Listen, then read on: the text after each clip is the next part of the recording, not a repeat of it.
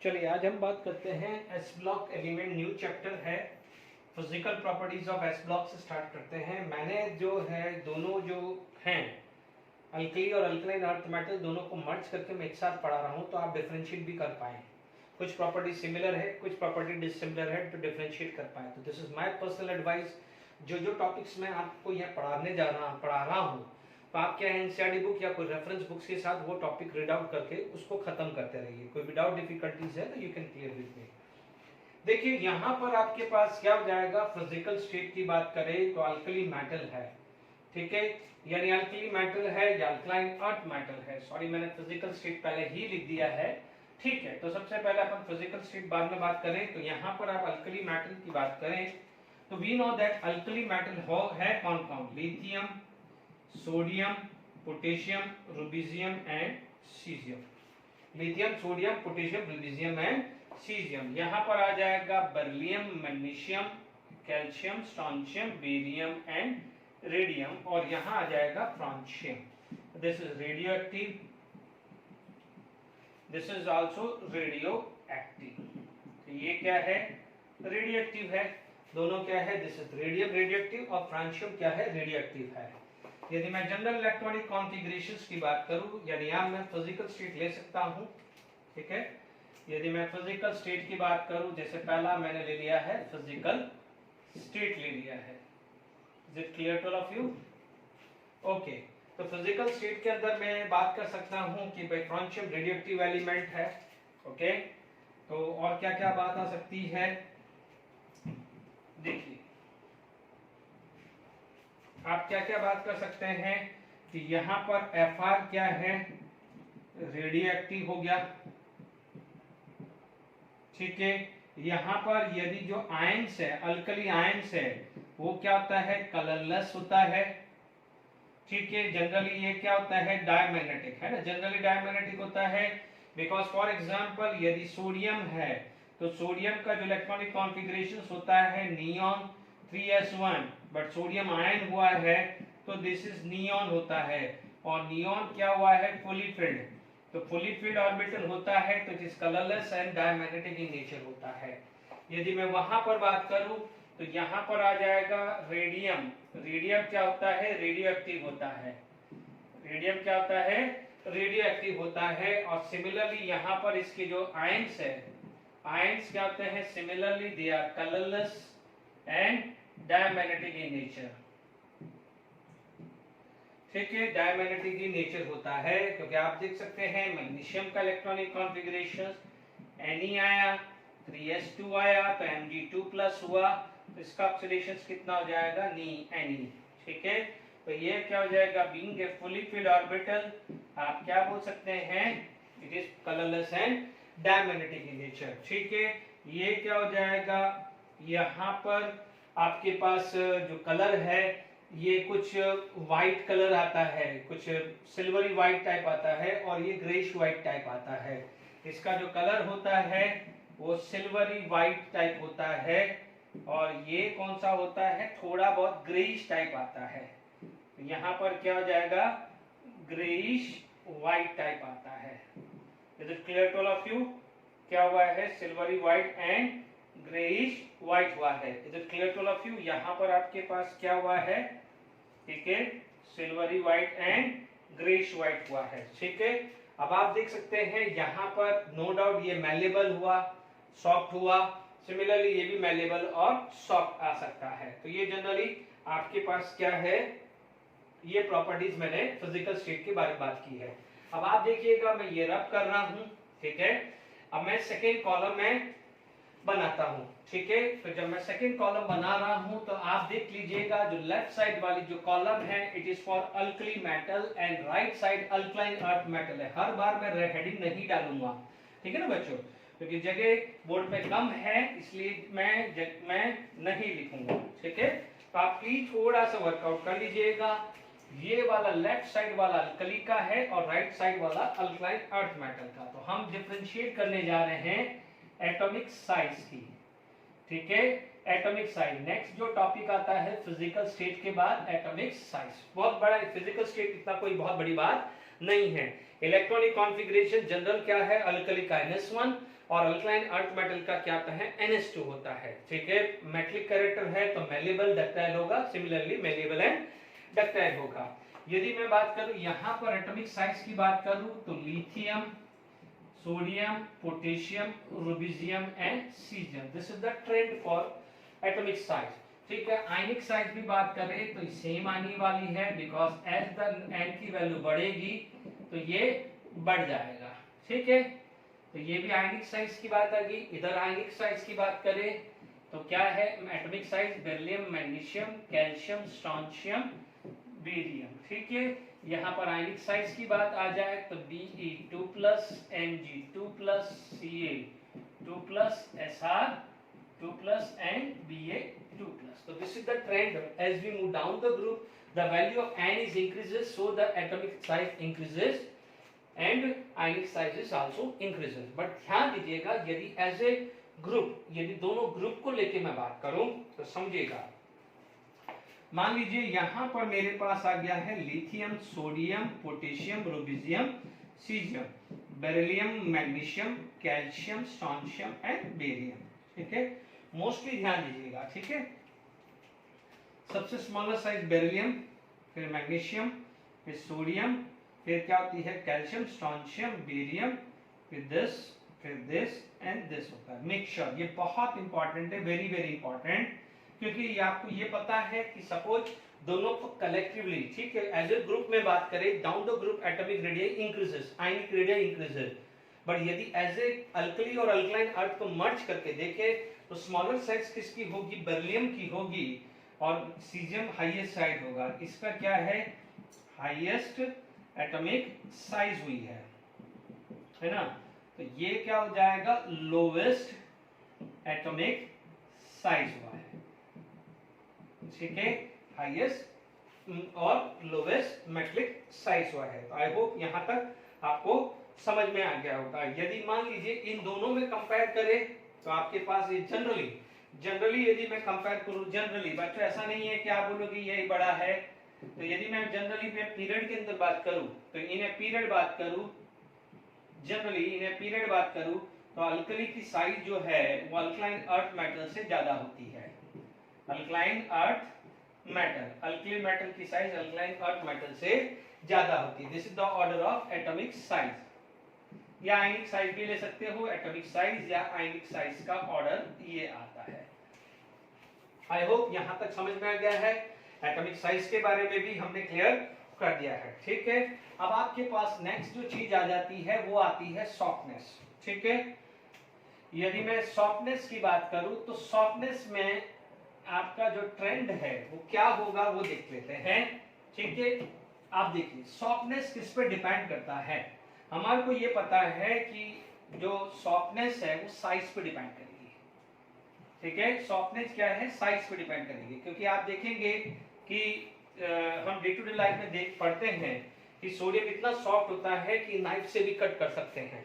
ठीक है, तो आप देख सकते हैं यहाँ पर क्या बोलेंगे कि जो सॉफ्टनेस है, softness is directly proportional to atomic size, है ना, and inversely proportional to strength of metallic bond. ये केमिकल बॉन्डिंग का पार्ट है, स्ट्रेंथ ऑफ मेटलिक बॉन्ड। ठीक है, थोड़ा सा मैं यदि मेटलिक बॉन्ड के स्ट्रेंथ पे डिपेंड करता है।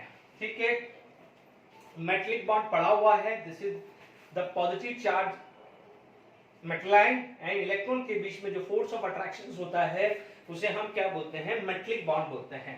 ठीक है, तो अब आप देखेंगे यहाँ पर आपके पास ये दोनों ट्रेंड आता है। जनरली क्या होता है, अल्कली आर सॉफ्ट, अल्कली क्या होता है, सॉफ्ट होता है, अल्कली मेटल आर सॉफ्ट। ठीक है, आप बोलोगे यहाँ पर क्या है, alkaline earth metal, alkaline earth metal are harder than alkali metal. क्यों होता है हार्डर देन अल्कली मेटल, क्योंकि देखो अल्कलाइन की साइज कम है, अल्कलाइन की साइज कम है तो सॉफ्टनेस क्या होगी, कम होगी, इसलिए उल्टा क्या करेंगे, alkaline earth metal is hard. Alkaline earth metal क्या होता है, हार्ड होता है। ठीक है, तो ये चीज क्लियर होगी, alkaline earth metal are hard. अब आप देखो इसके अंदर क्या होता है, दो रीजन होता है। अब आप देखो पहला रीजन होता है कि ड्यू टू स्मॉलर साइज, एक तो रीजन क्या आएगा ड्यू टू स्मॉलर साइज, एक है, and stronger metallic bond. Metallic bond stronger होता है as compare to alkali. Alkali का क्या होता है, यहां पर why it is soft due to bigger size, यदि मैं बात करूं due to bigger size and weak metallic bond, बहुत स्ट्रॉन्गर नहीं होता है। तो आप बोलोगे मेटलिक बॉन्ड स्ट्रॉन्गर क्यों होता है, ड्यू टू वन यदि मैं बोलूं one electron in outermost shell, valence electron कितने होते हैं, वन, और इसमें क्या होता है स्ट्रॉन्गर क्यों होता है। देखो मैं स्ट्रॉन्गर का रीजन लिख रहा हूं, स्मॉलर साइज का रीजन नहीं लिख रहा हूं। ध्यान रखिएगा कि stronger metallic bond due to, है ना, stronger metallic bond due to presence of two valence electron, है ना, वैलेंस इलेक्ट्रॉन का मतलब जो आउटरमोस्ट है, यहां पर भी वैलेंस ही लिख दो, because of one valence electron. तो ये चीज का खासकर ध्यान रखिएगा, है ना, ठीक है, यहां तक भी क्लियर हो गया है। तो आप क्या बोलोगे कि यदि मैं सॉफ्टनेस का ऑर्डर लिखूं, ग्रुप के अंदर मैं बात करूं, तो देखिए lithium, sodium, potassium, rubidium and caesium, यानी डाउन द ग्रुप क्या हो जाता है, आपके पास क्या है, सॉफ्टनेस इंक्रीज हो जाती है, ठीक है। यहां पर यदि मैं सॉफ्टनेस की बात करूं तो बेरिलियम, मैग्नीशियम, कैल्शियम, स्ट्रोंशियम और बेरियम का आ जाता है। This is the order of softness, is it clear. यदि मैं इन दोनों को कंपेयर करके बात करूं तो मेरे पास क्या आ जाएगा कि सीजियम सॉफ्ट होगा, हाई होगा, और बेरिलियम क्या हो जाएगा, इन सब में कंपैरेटिवली हार्ड होगा। क्या होगा, सीजियम क्या है, सॉफ्ट होगा और हार्ड होगा, क्योंकि सीजियम की साइज इन दोनों में ग्रुप में मिला के सबसे बिगर है, जिसकी साइज सबसे बिगर है उसकी सॉफ्टनेस सबसे ज्यादा है। बेरिलियम की साइज सबसे स्मॉलर है, एक तो पहले क्लियर है, प्लस बेरिलियम के अंदर मेटलिक बॉन्ड और स्ट्रॉन्गर हो जाएगा ना, क्योंकि एक तो metallic bond depend upon the size, छोटी साइज होगी तो अट्रैक्शन ज्यादा होगा, वैलेंस इलेक्ट्रॉन 2 है, वैसे भी वो प्रॉब्लम है, तो ये क्या होगा, हार्ड हुआ है। चलिए नेक्स्ट प्रॉपर्टी पे मेल्टिंग पॉइंट, बॉइलिंग पॉइंट पे पढ़ते हैं, ठीक है। मेल्टिंग पॉइंट, बॉइलिंग पॉइंट की बात करें तो जनरली जो मेटलिक पॉइंट और बॉइलिंग पॉइंट जो होता है वो स्ट्रेंथ ऑफ मेटलिक बॉन्ड है। जैसे हम लोगों ने पढ़ा था कि suppose if it is van der Waals force of attraction तो it is directly proportional to van der Waals force of attraction. तो आप क्या बोलोगे, यदि मान लीजिए मैं बात करूं melting point and boiling point की बात करूं, directly proportional to strength of metallic bond, it is directly proportional to strength of metallic bond, ठीक है, इस पर डिपेंड करता है वो, एग्री। अभी मान लीजिए मैं बात करूं कि यदि मैं फर्स्ट ग्रुप की बात करूं तो अभी ऐसा भी समझ सकते हैं कि जो ज्यादा सॉफ्ट होता है वो जल्दी मेल्ट हो जाएगा। जैसे फॉर एग्जांपल मान लीजिए कोई चॉकलेट पीस है, उसको मैंने रखा, या आइसक्रीम है, it is quite soft in nature, यदि हम बाइट लेते हैं तो व्हाट हैपन, यदि थोड़ा सा भी टेम्परेचर दूंगा तो it start to melt, but वही मैं आयरन पीस लूंगा तो iron piece is quite hard in nature, उसको मैं रूम टेम्परेचर पर लगूंगा तो वो मेल्ट नहीं होगा। तो अपन ऐसा भी समझ सकते हैं कि जो जितना ज्यादा सॉफ्ट है वो इजीली मेल्ट भी हो जाएगा, ठीक है। तो यदि मान लीजिए मेल्टिंग पॉइंट का ट्रेंड बात करूं, जनरली बात करूं, मेल्टिंग पॉइंट की बात करूं, मान लीजिए लिथियम है, lithium, sodium, potassium, rubidium, caesium की बात करूं तो डाउन द ग्रुप जाने पे मेल्टिंग पॉइंट या बॉइलिंग पॉइंट यदि जो भी लेना है तो आप क्या बोलोगे, इट इज डिक्रीजेस, ठीक है, it is decreases in general, ठीक है, इन जनरल बात कर रहा हूं, इक्का दुक्का कोई एक्सेप्शंस आ जाता है तो उसकी जरूरत नहीं है आपको अभी पढ़ने की, ठीक है, मतलब जरूरत ही नहीं, और ना पूछेगा कोई, तो नहीं पूछेगा तो क्या मतलब है, स्ट्रोंशियम, बेरियम, ठीक है, जनरली जाते हैं मेल्टिंग पॉइंट, बॉइलिंग पॉइंट क्या होता है, इट इज डिक्रीजेस, ओके, कोई दिक्कत नहीं। यानी आप क्या बोल सकते हैं कि इन ग्रुप इसके अंदर आप बात करोगे तो ये क्या हो जाएगा, हाईएस्ट होगा, तो ये क्या हो जाएगा, लोवेस्ट मेल्टिंग पॉइंट होगा, ठीक है, यहाँ पर ये क्या होगा, लोवेस्ट होगा, तो ये क्या हो जाएगा, हाईएस्ट होगा। सिर्फ इससे मतलब रखिए, ज्यादा कुछ ज्यादा सोचना नहीं है, यदि मान लीजिए इन दोनों में मेरे को कंपेयर करना हो तो आप देखेंगे अभी अपन ने क्या पढ़ा था, मैट्रिक स्ट्रेंथ किसकी ज्यादा थी, हमने पढ़ी थी मैट्रिक स्ट्रेंथ सेकंड ग्रुप की ज्यादा थी। तो आप क्या बोलोगे, यदि मेल्टिंग पॉइंट या बॉइलिंग पॉइंट की बात करो तो मैं बात करूंगा अल्कली मेटल। तो अल्कली मेटल की बात करूं तो alkali metal have a lower than alkaline earth metal, alkaline earth metal है। तो ये बात करेंगे क्योंकि अल्कलाइन अर्थ मेटल में because of a two valence electron उसका स्ट्रेंथ ज्यादा होता है।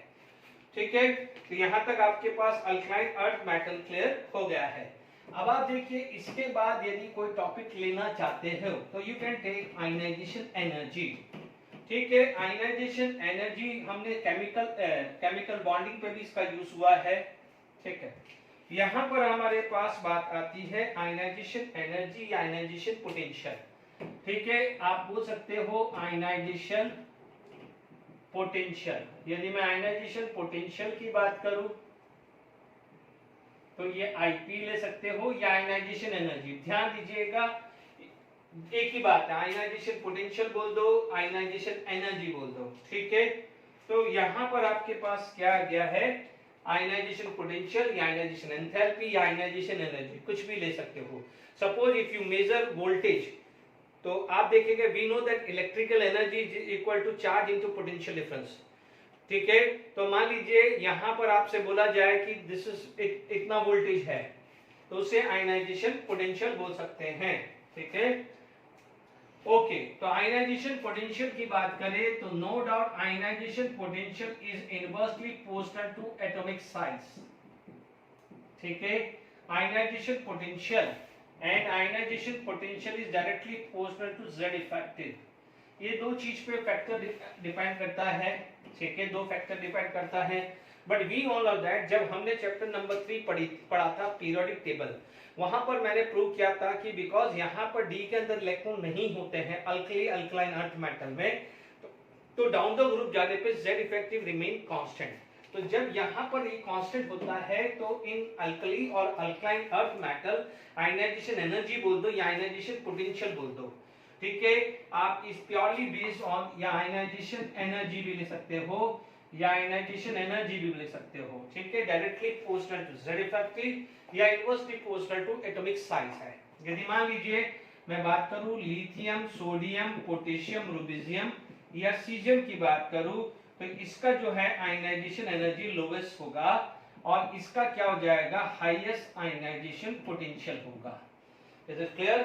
यदि मैं बात करता हूं यहां पर बात करता हूं beryllium, magnesium, calcium, strontium, barium, तो यहां पर ये क्या हो जाएगा, लोवेस्ट आयनाइजेशन पोटेंशियल है ना। आयनाइजेशन पोटेंशियल लिखो या आयनाइजेशन एनर्जी लिखो। ठीक है, बेरिलियम का क्या होता है, highest ionization potential.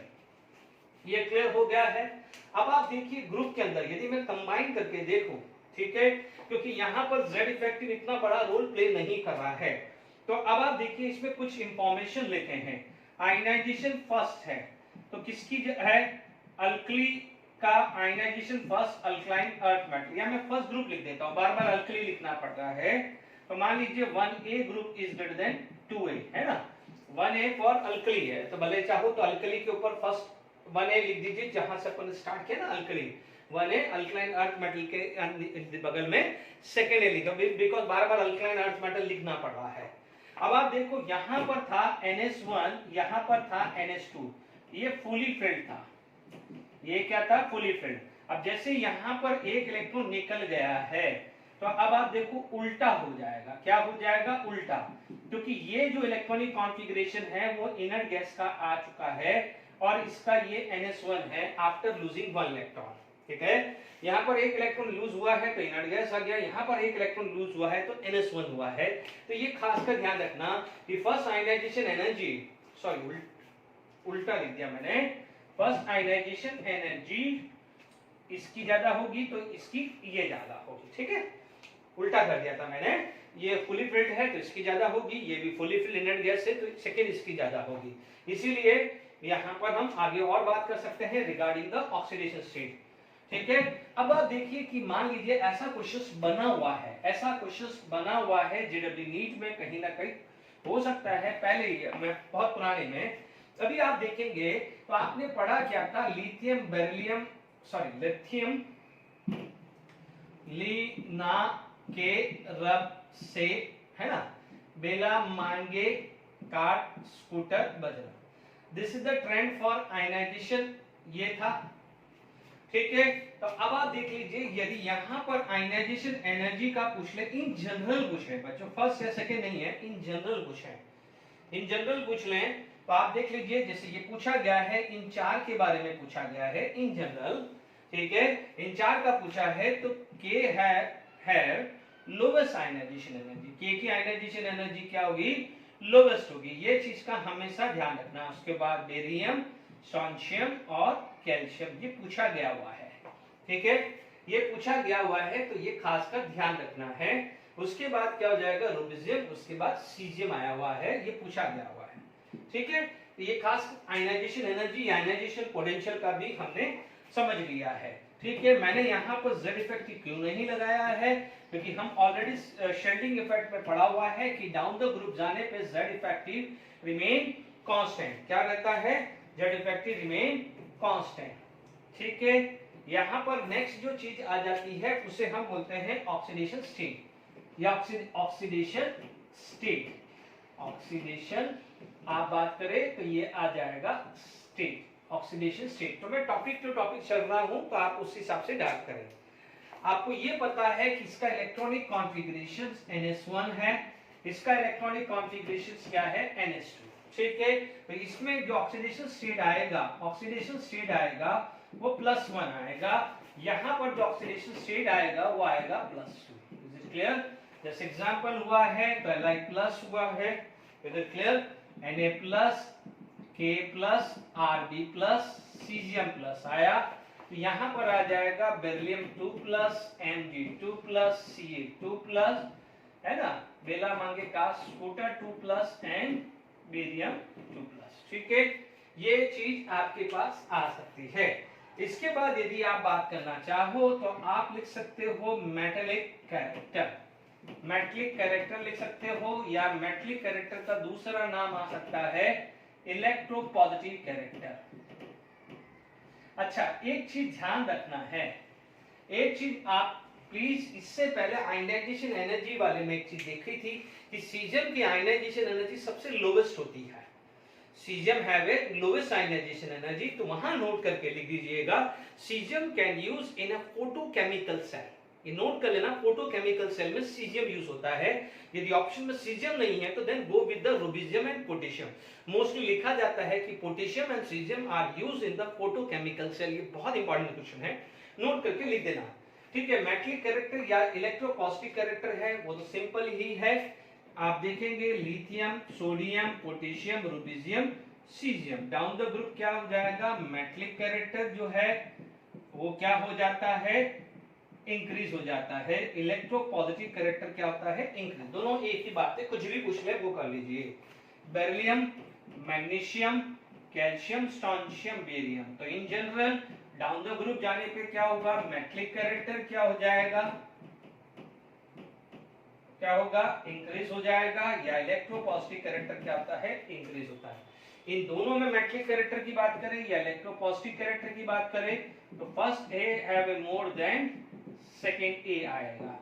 It is clear to all of you, electropositive character and metallic character, ठीक है। यहां तक क्लियर हो गया है, आई होप यहां तक कोई दिक्कत नहीं है। फिजिकल प्रॉपर्टीज में बिल्कुल बराबर से फटाफट सारी चीजें हो रही है और हो जाएगी, ठीक है, इसमें हमें ज्यादा टाइम नहीं लगने वाला है। ओके, अब आप देखिए यहां पर हमारे पास बात करते हैं, ठीक है, ये चीज देखिए, ठीक है। इसके बाद आपके पास आती है डेंसिटी। डेंसिटी मैंने जनरली डिस्कस की थी जब मैंने पीरियोडिक टेबल पढ़ाया था, ठीक है, आप फिर भी मैं एक रिवाइज करा देता हूं, डेंसिटी, ठीक है। नेक्स्ट टॉपिक जो आ जाएगा वो आ जाएगा डेंसिटी, ठीक है। डेंसिटी का जो फॉर्मूला जो आता है, डेंसिटी, डेंसिटी जो आता है, this is known as atomic mass upon atomic volume, ठीक है। जनरली आप देखेंगे down the group atomic mass भी इंक्रीज हो रहा है, एटॉमिक वॉल्यूम भी इंक्रीज हो रहा है, ठीक है। तो जनरल ट्रेंड, जनरली आप बोलोगे डाउन द ग्रुप क्या हो रहा है, एटॉमिक मास भी इंक्रीज हो रहा है, एटॉमिक वॉल्यूम भी इंक्रीज हो रहा है, बट एटॉमिक मास कंपैरेटिवली ज्यादा इंक्रीज होता है। तो down the group density increases, density क्या होता है, इंक्रीज होती है। बट एक्सेप्शन मैंने बताया था आपको, मैंने बताया था, ठीक है। तो क्या एक्सेप्शन था वो चीज देख लीजिए। आप देखिए यहां पर आपके पास लिथियम, सॉरी डेंसिटी का ऑर्डर अपन बात कर ले, तो यहां देखिए डेंसिटी का ऑर्डर, ओके। यहां डेंसिटी की बात करें तो आप देखेंगे डाउन द ग्रुप क्या है, डेंसिटी इंक्रीजेस हो रहा है। यहां पर डेंसिटी की बात करें, ठीक है, डेंसिटी का ट्रेंड लिख रहा हूं मैं, ओके। यहां पर आपके पास क्या हो जाएगा, ठीक है, यहां पर आपके पास क्या होगा कि लिथियम, सोडियम, पोटेशियम, रुबिडियम और सीजियम। सिमिलरली बेला, मांगे, कार, स्कूटर, बजरा, ठीक है। ये चीज क्लियर हो गया है, ओके, यहां तक क्लियर हो गया है, ठीक है। तो बेरिलियम, मैग्नीशियम, सोडियम ये चीज आ गई है। बट अब आप ध्यान रखना है ये जो ट्रेंड पे यहां पर, ठीक है। तो हम यहां पर अब देखिए क्या चीज हो रहा है, ये देखिए, ठीक है, ये देखिए यहां पर आपके पास क्या आ जाएगा, पोटेशियम, यहां आ जाएगा सोडियम, यहां आ जाएगा कैल्शियम, यहां आ जाएगा magnesium. Is it clear to all of you? तो आप देखेंगे यहां गड़बड़ी हुई है, क्योंकि रीजन क्या हुआ है कि जब मैं सोडियम का इलेक्ट्रॉनिक कॉन्फ़िगरेशन देख रहा था तो मुझे नियॉन 3s1 था, जब मैंने पोटेशियम का देखा तो मेरे पास था आर्गन 4s1, ठीक है। अब देखिए यहां पर आपके पास देखे कि सोडियम से पोटेशियम पे गए, तो आप देखेंगे लिथियम, सोडियम, पोटेशियम, यहां पर 2, जैसे देखिए ये 2 था, ये 8 था, एकदम 18 आया है, एकदम 18 आया है, क्योंकि यहां पर जो 3d था वो 0 था, 3d में तो इलेक्ट्रॉन होते ही नहीं है। सिमिलरली यदि मैं मान लूं मैग्नीशियम की बात करूं तो यहां नियॉन आता है, यहां 3s2 आता है और कैल्शियम आता है, तो यहां पर आर्गन 4s2 आता है और 3d 0 है, यहां पर 3d है ही नहीं, क्योंकि 4s के बाद 3d में एंट्री होगी, 4s के बाद 3d में एंट्री होगी, ठीक है। तो यहां पर क्या होता है, जब सोडियम से पोटेशियम पे जाते हैं, यानी सेकंड पीरियड से थर्ड पीरियड जाते हैं, या सॉरी थर्ड से फोर्थ, थर्ड से फोर्थ, यानी आप क्या बोलोगे, if we move from period third to period fourth, तो there is sudden increase in atomic volume, as compared to atomic mass, ठीक है। दोनों इंक्रीज हो रहा है, बट ज्यादा इंक्रीज कौन हुआ है, एटॉमिक वॉल्यूम। तो यानी मान लीजिए ये 2 टाइम इंक्रीज हुआ, ये 3 टाइम इंक्रीज हुआ, तो क्या होगा, रेशियो कम हो जाएगा कि नहीं जाएगा। मान लीजिए पहले ये 3 टाइम हो रहा था, ये 2 टाइम ही हो रहा था, तो एटॉमिक मास कंपैरेटिवली ज्यादा इंक्रीज हो रहा था, जैसे जैसे डाउनवर्ड है। बट पीरियड 3 से पीरियड 4 एकदम मूव करते हैं, जैसे ये पीरियड 2 है, पीरियड 3 है, ये पीरियड 4, तो there is a sudden increase in atomic volume as compared to atomic mass, ठीक है। एटॉमिक मास भी इंक्रीज हो रहा है, एटॉमिक वॉल्यूम भी इंक्रीज हो रहा है, बट सडन कौन इंक्रीज हुआ है, एटॉमिक वॉल्यूम। इसीलिए यहां पर density of A second sodium is greater than potassium, very very important, ठीक है। अब मैं इसमें नेक्स्ट पढ़ते हैं, ओके।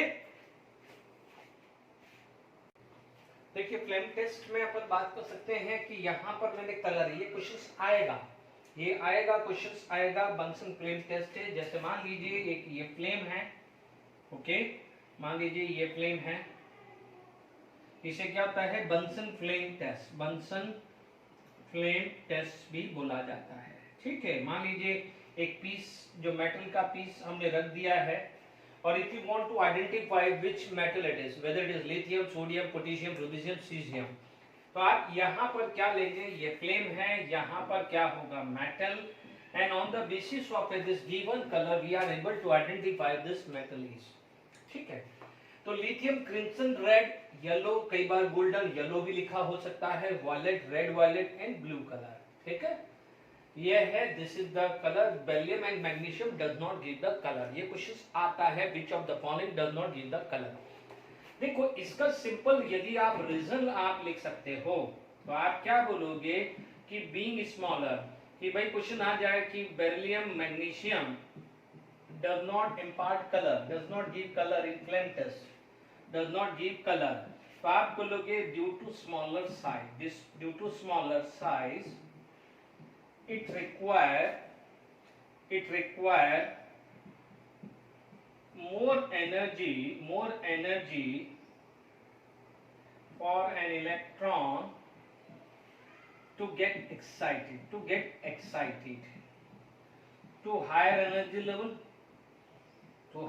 level, यानी हायर एनर्जी लेवल पे आपको ज्यादा एनर्जी चाहिए फॉर एक्साइटेशन, ठीक है। छोटी साइज है, फोर्स ऑफ अट्रैक्शन ज्यादा है तो हायर एनर्जी रिक्वायर्ड, ठीक है। अब we know that if the electron will jump to the higher energy level it does not remain permanently, it will jump back to its original position, ठीक है। तो आप क्या हो जाएगा कि when it de-excites then release energy which does not lie in visible region, does not lie in visible region, बस यही रीजन लिखना है कि why the beryllium magnesium does not give the color, simple है। विजिबल रीजन में आ रहा है तो कलर दे रहा है, विजिबल रीजन में नहीं आ रहा है तो कलर नहीं दे रहा है, बिल्कुल सिंपल सी बात है, ज्यादा टेंशन लेना ही नहीं है, ठीक है। यहां तक क्लियर हो गया है। इसके बाद मान लीजिए कंडक्टिविटीज आपसे पूछा जाए, देखिए जितना फिजिकल प्रॉपर्टीज में आज का लेक्चर होगा मैं उतना ही लूंगा, केमिकल प्रॉपर्टीज में नेक्स्ट लेक्चर में ही चालू करूंगा, ठीक है। ये खासकर आपको ध्यान रखना है, जितना भी है छोटा या बड़ा वीडियो बने व्हाटएवर इट वुड बी, ठीक है। अब मान लीजिए यहां पर आपके पास कंडक्टिविटी आ गई, this conductivity can be electrical conductivity या थर्मल कंडक्टिविटी। तो यहां पर आप देखिए conductivity, this conductivities it can be conductivity thermal और इलेक्ट्रिकल कंडक्टिविटीज, ठीक है। तो आप देख सकते हैं कंडक्टिविटीज की बात करें तो आप बोलोगे यहां पर अल्कली में वैलेंस इलेक्ट्रॉन 1 है, यहां पर वैलेंस इलेक्ट्रॉन कितने हैं 2, तो डीलोकलाइज इलेक्ट्रॉन कितने होंगे 1, ठीक है। तो यहां पर आप देखेंगे कि नो डाउट यदि मैं ग्रुप के अंदर बात करूं, ठीक है, यदि मैं ग्रुप के अंदर बात करूं from lithium, sodium, potassium, rubidium and caesium, तो no doubt metallic conductivity, if I am talking about the metallic conductivity तो आप क्या बोलोगे डाउन द ग्रुप इंक्रीजेस, क्यों, क्योंकि क्या है ionization energy down the group decrease हो रही है, तो caesium can have a good tendency to release the electron, ठीक है। I am not talking about the aqueous form, aqueous form में हाइड्रेशन एनर्जी पे बात होगी तब बात कर सकते हैं। यदि मैं बात करूं beryllium, magnesium, calcium, strontium, barium की बात करूं, no doubt down the group जाने पर मेटलिक कंडक्टिविटी की बात करूं तो मेटलिक कंडक्टिविटी क्या हो जाएगी, इट इज इंक्रीजेस, कोई दिक्कत नहीं, क्योंकि डाउन द ग्रुप जाने पे आपकी आयनाइजेशन एनर्जी डिक्रीज हो रही है, तो the metal can have a strong tendency to release the electron. But यदि मैं दोनों ग्रुप में बात करूं, दोनों ग्रुप की कंडक्टिविटी कंपेयर करूं तो कंडक्टिविटी की बात करूं तो first A have a lower conductivity than second A, क्योंकि यहां पर वैलेंस इलेक्ट्रॉन जो है वो 2 है, यहां पर वैलेंस इलेक्ट्रॉन जो है वो 1 है। ये बहुत बड़ा फर्क आता है, क्योंकि जनरली क्या बोलते हैं बच्चे, कई लोग कंफ्यूज हो जाते हैं कि alkali is very good metal, no doubt metal है, अच्छा मेटल है, because it has a strong tendency to release the electron. But यदि मैं बात कर रहा हूं कंडक्टिविटी की, and conductivity is because of flow of electron. Metallic conductivity जो है, आप इतना ध्यान रखना कि metallic conductivity is due to flow of electron, ठीक है। यहां पर कितने इलेक्ट्रॉन होंगे 1, यहां पर इलेक्ट्रॉन कितने होंगे 2, तो ज्यादा इलेक्ट्रॉन तो वहां फ्लो हुए ना, तो इसलिए वहां पर कंडक्टिविटी ज्यादा होगी। ये चीज आपको खासकर ध्यान रखनी है। अब आप देखिएगा यहां पर यदि मैं नेक्स्ट कैटेगरीज में बात करता हूं तो मैं बात कर सकता हूं हाइड्रेशन एनर्जी में। ठीक है, हालांकि हाइड्रेशन एनर्जी को फिजिकल प्रॉपर्टीज में रखते हैं, कोई बात नहीं, हम हाइड्रेशन एनर्जी को डिस्कस कर सकते हैं। यहां पर आप देख सकते हैं this is hydration energy, hydration energy. ठीक है, हाइड्रेशन एनर्जी भी बोल सकते हैं या हाइड्रेशन एंथैल्पी भी बोल सकते हैं। ठीक है, यदि मैं बात करूं हाइड्रेशन एनर्जी की, हाइड्रेशन एनर्जी की बात करूं तो it is inversely proportional to size of ions. यदि मैं साइज ऑफ आयंस की बात करूं तो ये आएगा। ठीक है, तो ये हाइड्रेशन एनर्जी, यदि मैं हाइड्रेशन एनर्जी का ऑर्डर लिखूं, हाइड्रेशन एनर्जी का ऑर्डर लिखूं तो मेरे पास Li plus Na plus K plus Rb plus and Cgm plus.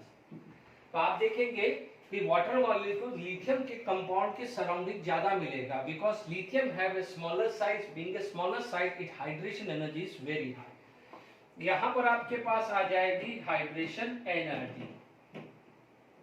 तो हाइड्रेशन एनर्जी की बात करें, ठीक है, तो यहां पर हाइड्रेशन एनर्जी बात करें तो बेरिलियम, बेला, मांगे, कार, स्कूटर, बजरंग, रोहित। क्योंकि देखो पीरियोडिक टेबल में मैं फंडे ऑलरेडी चैप्टर 3 में पढ़ा चुका हूं, इसलिए मैंने शुरू में फंडा नहीं बनाया। जिसको वापस से रीड करना है तो पीरियोडिक टेबल के अंदर आई थिंक फर्स्ट या सेकंड लेक्चर होगा मोस्ट प्रोबेबली, वहां पर मैंने पढ़ा हुआ है। ठीक है, ली, ना, के, रब, से, फरियाद, है ना, वो भी याद कर सकते हैं। तो this is the order of hydration energy. ठीक है, आपको ये भी पता है कि यदि आपसे पूछा जाए कि आयनिक साइज इन एक्वस मीडियम, ये स्पेसिफाई करना जरूरी है। आयनिक साइज इन एक्वस मीडियम, तो Li plus have a bigger size, make sure इसकी साइज बिगर हो जाएगी। ठीक है, Li प्लस, यहाँ पर क्या हो जाएगा, यहाँ पर Be2 plus, Mg2 plus, Ca2 plus, Sr2 plus and Ba2 plus होगा। Is it clear to all of you? तो ये ionic size in aqueous medium आपसे ये क्वेश्चन आ सकता है। ठीक है, तो अपना ये काम चल रहा है। Is it clear to all of you? तो यहाँ तक मेरे हिसाब से तो कोई दिक्कत नहीं आनी चाहिए। तो आपके पास, हाँ, इसमें यदि बात करें तो आयनिक मोबिलिटी की बात आ जाए,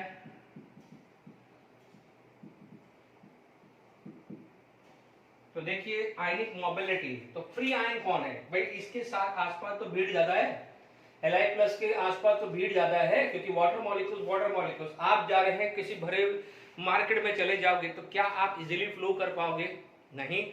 यदि आप गए हैं किसी गार्डन में गए, किसी प्लेग्राउंड में गए और उसके आसपास कोई भीड़ नहीं है तो आपकी मोबिलिटी आसान होती है, इजीली आप इधर से उधर मूव कर सकते हो। क्लियर? तो यहां पर आयनिक मोबिलिटी की बात करें तो आप क्या बोलोगे, उल्टा हो जाएगा, Na plus K plus Rb plus and Cgm plus. यदि इधर बात करें तो beryllium 2 plus, Mg2 plus, Ca2 plus, Sr plus 2 and Ba2 plus. ठीक है, ये आयनिक मोबिलिटी का था। हालांकि मैं थोड़ा सा पढ़ा चुका हूं बट जस्ट रिवाइज करा दिया है इसको कि भाई आपको एस ब्लॉक है तो बिल्कुल फ्रेश माइंड से आप पढ़ रहे हैं तो कोई टेंशन नहीं होनी चाहिए। ठीक है, तो यहां पर भी आपके पास ये आ गया है। ठीक है, इसके बाद यदि आप कोई भी प्रॉपर्टीज डिस्कस करते हैं, जैसे कोई भी प्रॉपर्टीज आप ले लेते हैं कि ऑक्सीडेशन पोटेंशियल किसका ज्यादा है या रिडक्शन पोटेंशियल किसका ज्यादा है। ठीक है, मान लीजिए आपके पास जैसे हमने रिडॉक्स रिएक्शंस में पढ़ा था, वहां पर बात करें तो प्लीज ध्यान से सबसे पहले सुन लीजिए। यहां पर एक वर्ड आता है स्टैंडर्ड ऑक्सीडेशन पोटेंशियल। ठीक है बच्चों, oxidation potential, standard oxidation potential. ठीक है, स्टैंडर्ड ऑक्सीडेशन पोटेंशियल है। अब देखिए हम लोगों ने रिडॉक्स रिएक्शंस के अंदर पढ़ा हुआ स्टैंडर्ड हाइड्रोजन इलेक्ट्रोड, क्योंकि हमने ये भी पढ़ा है कि एक ईएमएफ सीरीज पढ़ी थी या हम रिएक्टिविटी सीरीज भी पढ़ते हैं। ठीक है, हमने हाइड्रोजन चैप्टर के अंदर भी ये चीज पढ़ी थी, हमने पढ़ा था लेकर 12 सरदार का नाम, ठीक है। मांगे आलू मैंने जरा करारे, तो बेरिलियम यहीं कहीं होगा, बेरिलियम यहीं का होगा ना सबसे नीचे, ठीक है। अब आप देखो यहाँ पर आपके पास मोस्टली सारे आ चुके हैं, ठीक है। अब आप देखेंगे तो सोडियम सबसे पीछे है, तो यहाँ पर क्या है, पोटेशियम और सारे आ चुके हैं। Is it clear to all of you? तो जनरली मैंने यहाँ पर बात करी है, ठीक है।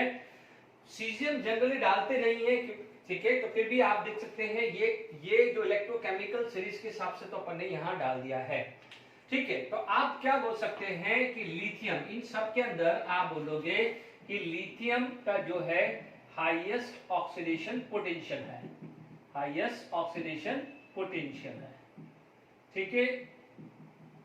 और ठीक है, रूबिडियम सीजियम इसके बीच में आ जाएगा, ठीक है। जैसे मान लीजिए बेला मांगे कार स्कूटर बजरंग तो आ गया है, और इधर ही रूबिडियम सीजियम आएगा, यहाँ पर रूबिडियम सीजियम आएगा, ठीक है। और सोडियम सबसे पीछे आता है, ये खासकर आप ध्यान रखना, ठीक है।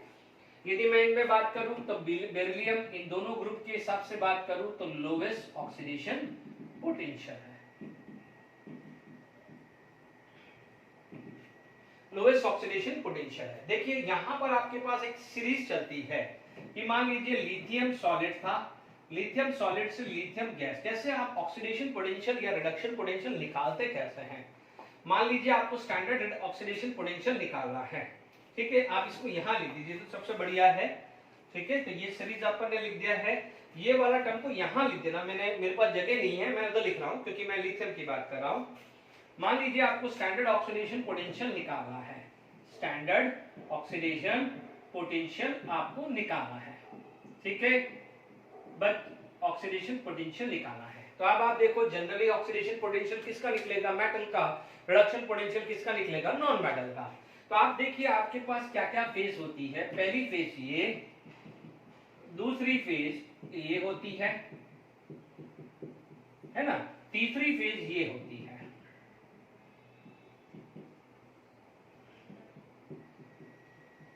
ठीक है। ये तीन फेज में कन्वर्जन होता है कि पहले जो मेटल सॉलिड था वो मेटल गैस में बनता है, मेटल गैस से वो इलेक्ट्रॉन रिलीज होता है, और फिर एक्वस में वो सॉरी ये मेटल आयन एक्वस होता है, ठीक है। ये वाली जो एनर्जी होती है उसे क्या बोलते हैं, सब्लिमेशन एनर्जी, ठीक है। इसे आप क्या बोलते हैं, एंथैल्पी ऑफ आयनाइजेशन। ये क्या बोला जाता है, एंथैल्पी ऑफ हाइड्रेशन, क्या बोलते हैं, एंथैल्पी ऑफ हाइड्रेशन, ठीक है। अब कई बार इसको ऐसा भी लिखा जा सकता है, जैसे ऐसा भी लिखा होता है delta H sublimation, delta H ionisation या डेल्टा एच हाइड्रेशन। तो आप देख लीजिएगा जो भी रिप्रेजेंटेशन है आप किसी भी तरह से लिख सकते हैं, ठीक है। लिथियम के अंदर नो डाउट, जैसे अपन आप बोलोगे कि सर सीजियम ऊपर क्यों नहीं आया, no doubt caesium have a lowest ionisation energy, क्योंकि आपको क्या क्या चाहिए, यदि इन तीनों में आपको ये first step, second step, third step, इसका क्या है, by combining first plus second plus third, इन ये तीनों इफेक्ट को कंबाइन होके ही ऑक्सीडेशन पोटेंशियल निकलता है। आप एक ही चीज चाहिए, सब्लिमेशन एनर्जी लो होनी चाहिए, ये लो होनी चाहिए, और ये होनी चाहिए हाई, ये क्या होनी चाहिए, हाई। नो डाउट देखिए ये चलो ये निकालना मुश्किल हो जाता है, आपको आइडिया नहीं होगा, तो आप ये दो पे तो काम कर सकते हो। देखो लिथियम जो है वो अल्कली मेटल है, ठीक है। सीजियम की आयनाइजेशन एंथैल्पी सबसे लोएस्ट है, बट सीजियम आयन की साइज सबसे ज्यादा भी तो है, तो जब सबसे ज्यादा है तो उसकी हाइड्रेशन एंथैल्पी क्या होगी, कम हो जाएगी ना, ठीक है। तो लिथियम की साइज सबसे छोटी थी इसलिए उसकी हाइड्रेशन एंथैल्पी ज्यादा होती है। तो जब इन तीनों का कॉम्बिनेशन देखते हैं तब जाके लिथियम की क्या है, हाईएस्ट ऑक्सीडेशन पोटेंशियल होती है। क्योंकि बच्चे लोग क्या बोलते हैं कि सर सीजियम की तो आयनाइजेशन एनर्जी लोवेस्ट है, तो सीजियम का जो है ऑक्सीडेशन पोटेंशियल हाईएस्ट होना चाहिए। देखो आयनाइजेशन एंथैल्पी ये है, ये फैक्टर उसका सबसे लो है, बाकी फैक्टर उसका रिस्पांस जो फेवरेबल नहीं है, इस वजह से उसकी क्या है, आयनाइजेशन ऑक्सीडेशन पोटेंशियल सबसे हाईएस्ट नहीं हो पाता है, ये ध्यान रखने वाली बात है। इन तीनों का कॉम्बिनेशन आपको चाहिए। क्या चाहिए? सब्लिमेशन एनर्जी लोअर होनी चाहिए क्योंकि वो रिक्वायर होती है, ठीक है। आयनाइजेशन एंथैल्पी लो होनी चाहिए क्योंकि वो रिक्वायर होती है। हाइड्रेशन एनर्जी क्या होनी चाहिए? हायर, क्योंकि वो रिलीज होती है, ठीक है। तो लिथियम बाजी मार जाता है, उसके लिए रीजन है कि उसकी हाइड्रेशन एनर्जी बहुत ज्यादा होती है, being a very smaller side. और देखो आयनाइजेशन एंथैल्पी भी बहुत ज्यादा नहीं है, ठीक है, सीजियम से ज्यादा है बट उतनी भी ज्यादा नहीं है इन जनरल, तो ये भी खासकर ध्यान रखना है। तो देखिए स्टैंडर्ड ऑक्सीडेशन पोटेंशियल पे अपन ने ये बात करी है, ठीक है। तो आपने यहाँ पर ये इसका जो एफर्ट्स है वो क्लियर कर लिया है, ओके। तो ऑक्सीडेशन पोटेंशियल मेरे पास ये आ गया है, ठीक है, ओके। देखिए अब हम बात कर सकते हैं रिड्यूसिंग प्रॉपर्टीज यानी रिडक्टेंट या रिड्यूसिंग एजेंट। तो आप क्या बोलोगे कि जो रिडक्टेंट है या जिसको अपन बोलते हैं रिड्यूसिंग एजेंट, ठीक है, ठीक है, स्ट्रॉन्गर कौन है? यदि आप बोलोगे दोनों स्ट्रॉन्गर किसका है? जिसका standard oxidation potential, standard oxidation potential क्या है? हाई है। या मान लीजिए ऑक्सीडेशन पोटेंशियल नहीं दिया है तो उसका जो स्टैंडर्ड रिडक्शन पोटेंशियल है वो लो है। वो क्या है? लो है, ठीक है। तो ये चीज का ध्यान रखना। अभी आप देखोगे तो कौन था? लिथियम। तो आप देखेंगे यहां पर एक सिंपल सी बात है। अभी थोड़ी देर पहले मैंने आपको यहां पर एक चीज की थी, यदि मान लीजिए गैस फेज या वेपर फेज है, गैस फेज है या वेपर फेज है, तो नो डाउट गैस और वेपर फेज में सिर्फ आयनाइजेशन एनर्जी चलेगी। तो आयनाइजेशन एनर्जी क्या होती है? डाउन द ग्रुप जाने पर डिक्रीज होती है। तो वहां पर आपके पास क्या हो जाता है? Li plus, Na plus, K plus, Rb plus और Cgm प्लस हो जाता है। इधर क्या हो जाता है? Be2 plus, Mg2 plus, Ca2 plus, Rb2 plus and Ba2 नहीं, यहां पर ऐसा आएगा, ये आ जाता है। बट ज्यादातर ये नहीं पूछते। ये तो आयनाइजेशन एनर्जी है, डाउन द ग्रुप जाने पर आयनाइजेशन एनर्जी डिक्रीज हो जाती है, टेंडेंसी टू रिलीज इंक्रीजेस होती है। जो इलेक्ट्रॉन लूज कर रहा है वो सामने वाले को क्या करेगा? रिड्यूस। बट जो एक्चुअली आपको मैंने लिख दिया है, बट जो रिड्यूसिंग एजेंट बोलते हैं वो बोलते हैं एक्वस मीडियम में। जो भी बात होती है एक्वस मीडियम में, जो अभी हमने पढ़ा है लेकर 12 सरदार का नाम, तो यहां पर आएगा लेकर, रूबिडियम, सीजियम और सोडियम यहां जाता है, ठीक है। आपको खास कर ध्यान रखना है, यहां पर तो कोई दिक्कत नहीं है। लेकर 12 सरदार का नाम मांगे, यहां तो ट्रेंड रेगुलर ही है, इसमें तो इसलिए कोई प्रॉब्लम वाली बात नहीं है, यहाँ तो ट्रेंड रेगुलर है, ठीक है। यहाँ पर खासकर आपको ध्यान रखना है, इन दोनों में आपने देख लिया है कि ये क्या हो जाएगा? स्ट्रॉन्गेस्ट रिड्यूसिंग एजेंट है, ठीक है। इन दोनों में क्या है? स्ट्रॉन्गेस्ट रिड्यूसिंग एजेंट कौन है? दिस। और यदि आप देख सकते हैं, यदि रिडक्टेंट या रिड्यूसिंग एजेंट दोनों में कंपेयर करें तो कौन अच्छा है? कि फर्स्ट ए ग्रुप के सेकेंड ए से अच्छे होते हैं। तो देखिए ना, लेकर 12 सरदार, तो ये ज्यादातर अच्छे इन जनरल, ये जनरल की बात करी है मैंने। आप ये मत बोल देना कि सर बेरियम तो सोडियम से ज्यादा है, एक जनरल केस है, सोडियम में बात कर रहा हूँ, ठीक है ना।